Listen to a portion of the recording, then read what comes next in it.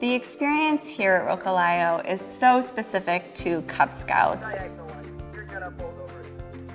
The theme areas are fun and exciting. Camp Rokilio is an adventure.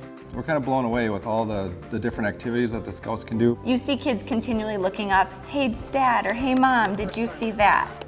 That bond is growing as you're doing this together. Camp Rokilio is 213 acres of fun in the Kettle Moraine forest, just outside of Kiel, Wisconsin. Cub Scouts get to experience their first sleepover camp while staying in facilities you won't find anywhere else. You know, Scouts always love camp, but I mean the buildings are a unique hook that they're constantly talking about with their friends and everyone else at Scout meetings. The Viking ship, the train station, the fort, the castle. They're all fun things for the kids to really get into and role play. You see it from the road and you're like, yeah, that's a castle. Like that 100% is the building. They've been playing knights and they're trying to find out where the secret dungeon is.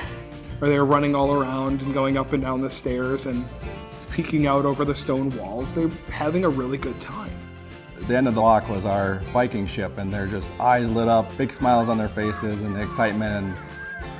Each building kind of has its own unique aspect.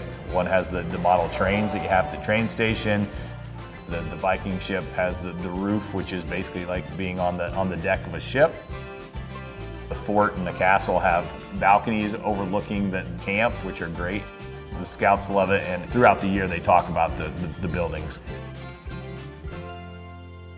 Well, my name is Austin Skolton, and I'm a theme director. I work at the fort, and any campers that stay at the fort the whole session, I'm with them the whole time, leading them from place to place, and I'm doing all the activities right there with them. Our guide did a great job of keeping the kids engaged. They loved it. Are you ready for camp? Yeah! We're kind of blown away with all the different activities that the Scouts can do, whether it's BB guns, archery. And when they come, they get a substantial amount of time at each line, so they really get to hone in their skill and hit a shot so that they feel good about it when they leave. So there's all kinds of different bonding opportunities that you have here to teach them how to shoot a BB gun or pull back the bow for some archery. Really incredible opportunities to bond with your child here. The waterfront is great. The kids had fun splashing. There's swimming. There's boating. You know, start bailing water, trying to sink the other boats, and the other boats trying to splash us and trying to sink us, and just having a great time. Just a lot of laughs. Kids had a blast. That was their favorite part. And for one of my kids that really doesn't like water, that's a win.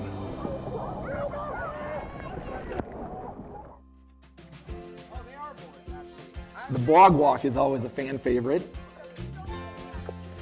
Some of the activities inside the bog that we did, jumping on the pallets to see the trees moving from several yards away, talking about how it's a gigantic sponge, and then sticking the largest pole in the ground and having it go down at least probably 40, 50 feet to show just how deep the muck goes underneath the bog. There are so many things, even as a 40-year-old adult, that I learned that I never knew.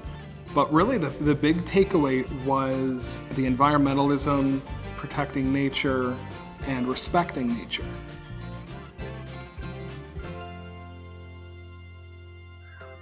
There's just so much for the kids to partake in.